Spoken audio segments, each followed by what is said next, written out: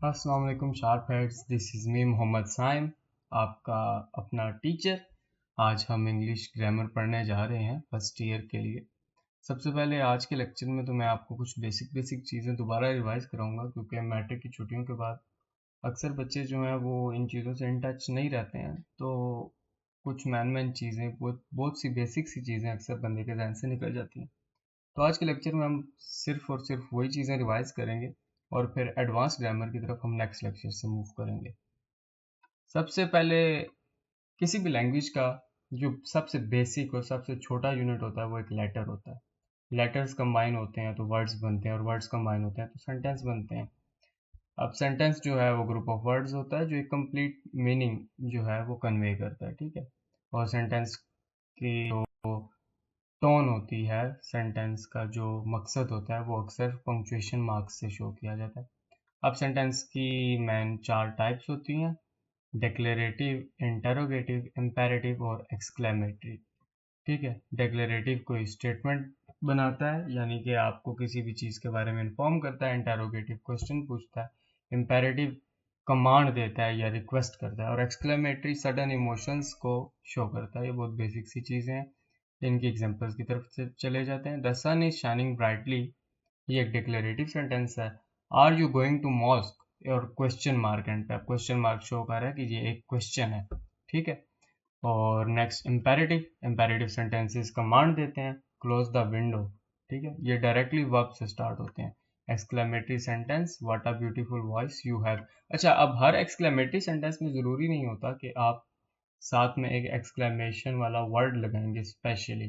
Sometimes the whole sentence is expressed as a sudden emotion. सारा sentence जो है वो एक सडन इमोशन में, सडन सिचुएशन के अंदर निकलता है, और वो बंदे की टोन ऐसी होती है बोलने की कि जो पूरे सेंटेंस के एंड पे आप एक्सक्लेमेशन मार्क्स लगा देते हैं तो उससे वो पूरा सेंटेंस एक एक्सक्लेमेटरी सेंटेंस बन जाता है, बजाय के एवरेज जो एक मोस्टली जैसा हम देखते हैं कि एक्सक्लेमेटरी सेंटेंसेस के अंदर एक एक्सक्लेमेशन वर्ड आता है, तो उसके बगैर भी एक्सक्लेमेटरी सेंटेंसेस होते हैं। इस चीज़ को आपने ध्यान में रखना है। अच्छा, अब सेंटेंस की टाइप्स तो हमने पढ़ ली। सेंटेंस के कुछ पार्ट्स की तरफ हम चलते हैं जो कि होते हैं सब्जेक्ट और प्रेडिकेट। सेंटेंस के दो मेन पार्ट्स होते हैं। सब्जेक्ट हमें ये बताता है कि हु और what the sentence is about, कि सेंटेंस में किस चीज़ या किस आदमी के बारे में इंफॉर्मेशन दी जा रही है, ठीक है। और प्रेडिकेट बताता है कि जिस आदमी या जिस चीज़ के बारे में इंफॉर्मेशन दी जा रही है वो क्या इंफॉर्मेशन है। अब सेंटेंस जो है वो एक कंप्लीट थॉट हमेशा प्रेजेंट करता है, और इसके अंदर या तो कोई इन्फॉर्मेशन दी जा रही होती है या आपसे कोई इन्फॉर्मेशन ली जा रही होती है। और इन्फॉर्मेशन का हमेशा कोई ना कोई सब्जेक्ट होता है, किसी ना किसी चीज़ के बारे में होती है इन्फॉर्मेशन, ठीक है। नीचे एग्जांपल्स देखते हैं। The teacher explained the topic early clearly. अब द टीचर यहाँ पर सब्जेक्ट है।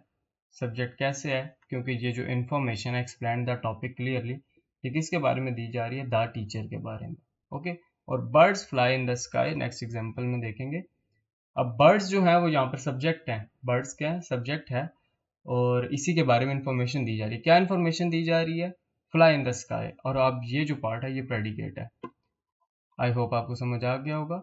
आगे चलते हैं फ्रेजेस और क्लॉजेस की तरफ। अब फ्रेज क्या होता है? फ्रेज एक ग्रुप ऑफ वर्ड होता है जो एक ऐसा यूनिट होता है जिसका अपना कोई सब्जेक्ट नहीं होता और इसका एक कंप्लीट मीनिंग नहीं होता। फ्रेज को पहचानने का सबसे आसान तरीका ये है कि आपने देखना है कि क्या एक फ्रेज कंप्लीट मीनिंग शो कर रहा है। आई मीन अगर एक ग्रुप ऑफ वर्ड्स एक कंप्लीट मीनिंग एक्सप्रेस कर रहा है तो वो क्लॉज होता है, और अगर एक group of words complete meaning express नहीं कर रहा तो वो फ्रेज होता है। और फ्रेज को अगर आप ऐसे भी नहीं पहचान पा रहे तो उसकी एक और निशानी होती है कि इस फ्रेज के पास अपना सब्जेक्ट नहीं होता। और अमूमन फ्रेज जो है वो एक पूरा सेंटेंस के तौर पे नहीं कंसीडर किया जाता, ये एक पार्ट ऑफ सेंटेंस होता है जो कि अपना सब्जेक्ट नहीं रखता और इसका कोई कंप्लीट मीनिंग भी नहीं होता। एग्जांपल्स देख लेते हैं। In front of the school, running very fast, ठीक है। नीचे क्लॉज की तरफ चलते हैं, फिर आपको ज़्यादा बेहतर समझ आएगा। क्लॉज एक ऐसा यूनिट ऑफ अ सेंटेंस होता है कि जिसका अपना एक मीनिंग होता है और अपना एक सब्जेक्ट होता है। अब क्लॉजेस के आगे दो टाइप्स होती हैं, इंडिपेंडेंट क्लॉज और डिपेंडेंट क्लॉज। इंडिपेंडेंट क्लॉज जो होता है वो कंप्लीट थॉट जो है वो एक्सप्रेस करता है और इसके साथ किसी भी और क्लॉज की या फ्रेज की ज़रूरत नहीं होती है, ये कंप्लीट सेंटेंस होता है। और डिपेंडेंट क्लॉज जो होता है वो अपना सब्जेक्ट तो रखता है लेकिन उसकी कंप्लीट अंडरस्टैंडिंग के लिए, अच्छा, अंडरस्टैंडिंग में और कंप्लीट मीनिंग कन्वे करने में फ़र्क है। क्लॉज जो है वो कंप्लीट मीनिंग तो कन्वे कर रहा होता है लेकिन उसकी कंप्लीट अंडरस्टैंडिंग के लिए, डिपेंडेंट क्लॉज की कंप्लीट अंडरस्टैंडिंग के लिए आपको साथ और इंफॉर्मेशन की ज़रूरत होती है, जो कि आपको एक और इंडिपेंडेंट क्लॉज या डिपेंडेंट क्लॉज या फ्रेज प्रोवाइड करता है। ठीक है, एग्जांपल्स की तरफ चलते हैं ताकि और बेहतर तरीके से समझ आ सके। ही वेंट होम, ये एक इंडिपेंडेंट क्लॉज है।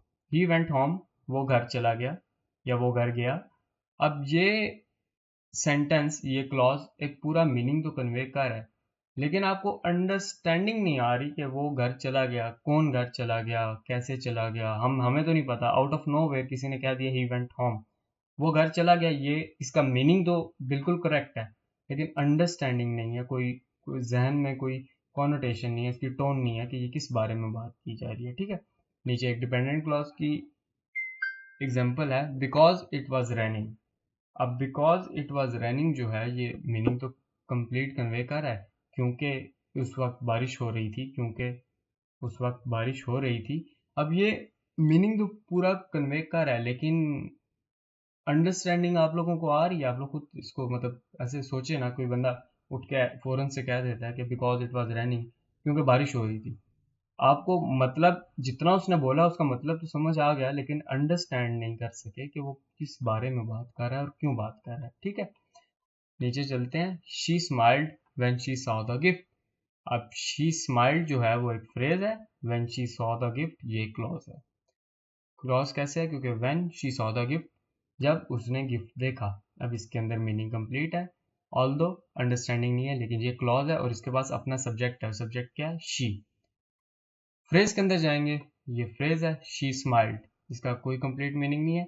इसके पास सब्जेक्ट, आपको लगेगा कि ये शी स्माइल्ड जो लिखा है ये एक सब्जेक्ट है, लेकिन नहीं, यहाँ पर जो मेन सब्जेक्ट यूज हो रहा है वो इस क्लॉज के अंदर है, when she saw the gift.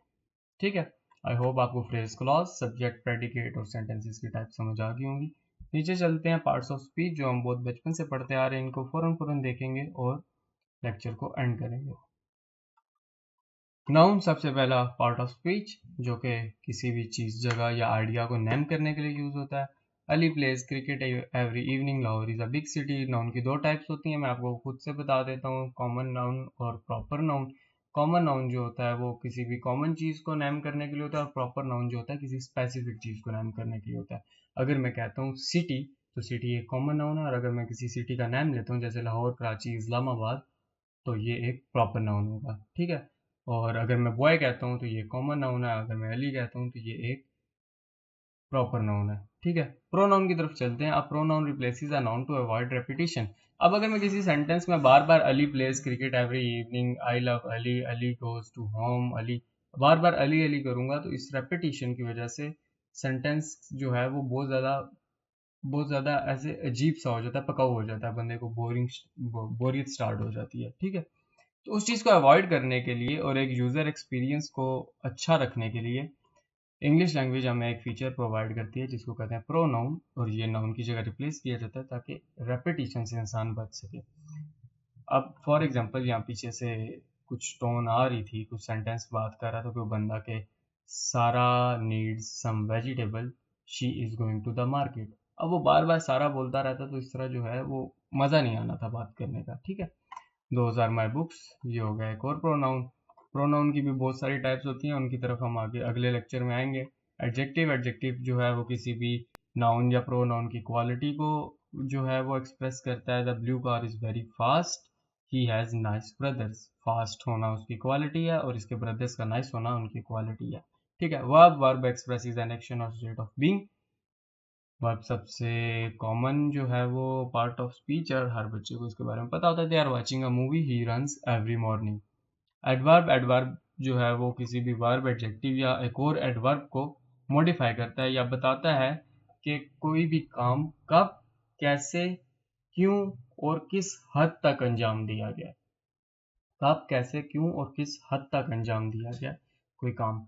अब वर्ब जो होता है वो एक्सप्रेस करता है कि कोई काम हो रहा है, या कोई भी चीज़ फलां काम के अंडर है, स्टेट ऑफ बीइंग में है। लेकिन एडवर्ब जो है वो उसके साथ मज़ीद इंफॉर्मेशन ऐड करता है कि जो काम हो रहा है वो कैसे हो रहा है, कब हो रहा है और किस हद तक हो रहा है। एडवर्ब की भी बहुत सारी टाइप्स होती हैं, उसकी तरफ हम अगले लेक्चर में आएंगे। फिलहाल मैन एग्जांपल देख लेते हैं। She speak softly. अब शी जो है प्रोनाउन है, स्पीक से एक वर्ब है और एडवर्ब जो है वो सॉफ्टली है। अब देख लें, she speak softly, she speaks यहाँ तक भी सेंटेंस कंप्लीट था, लेकिन सॉफ्टली ने जो है वो उसकी उसके बोलने का तरीका बताया है कि हाउ, इसने आंसर किया हाउ को। She speaks how, she speaks softly. ठीक है। ही अराइव्ड यस्टरडे, वो कल आया। ही अराइव्ड व्हेन, अब ये व्हेन को आंसर कर रहा है यस्टरडे। नेक्स्ट हमारी जो पार्ट ऑफ स्पीच है वो है प्रपोजिशन। प्रपोजिशन जो है वो किसी भी नाउन या प्रोनाउन का किसी और वर्ड के साथ रिलेशनशिप शो करती है। ठीक है। और प्रपोजिशन जो है किसी भी ऑब्जेक्ट की पोजीशन भी शो करती है। The book is on the table, he sat besides me. अब यहाँ पर ऑन जो वर्ड है वो बता रहा है कि बुक का टेबल के साथ क्या रिलेशनशिप है, यानी कि वो बुक और टेबल आपस में किस तरीके से रिलेटेड है फिजिकल वर्ल्ड में। ठीक है। और ही सैट बिसाइड्स मी, तो अब ये बता रहा है कि वो जो है मेरे साथ बैठा। अच्छा, next seventh number part of speech, conjunction. A conjunction connects words, phrases और क्लॉजेस। एग्जांपल इसकी ये हैं कि Ali and Ahmed are friends, I stayed home because it was raining. I hope समझ आ गया होगा, इसमें कुछ और ऐसी रॉकेट साइंस है नहीं कि मैं आपको समझाऊं। Interjection expresses a sudden feeling और इमोशन, वही बात आ गई एक्सक्लेमेटरी वर्ड्स वाली, इनको इंटरजेक्शन भी कहा जाता है। आज के लेक्चर में बस मैं इतना ही समझाऊंगा। नेक्स्ट लेक्चर में हम एडवांस चीज़ों की तरफ चलेंगे। फिलहाल ये लेक्चर आज मैंने सिर्फ उन बच्चों के लिए डिज़ाइन किया था कि जो दोबारा से बेसिक से स्टार्ट करना चाहते हैं। और जब भी आप किसी चीज़ को एडवांस लेवल तक तैयार करना चाहते हैं ना, तो ये एक टिप याद रखिएगा कि हमेशा उसकी बेसिक से स्टार्ट करें। बेसिक्स आपकी स्ट्रांग होंगी तो आप एडवांस लेवल पे भी चीज़ों को सीखने के काबिल हो सकेंगे। आज के लिए बस इतना ही। शार्प एड्स को सब्सक्राइब कीजिएगा ताकि नेक्स्ट लेक्चर का नोटिफिकेशन आपको मिल सके। तब तक के लिए अल्लाह हाफिज़।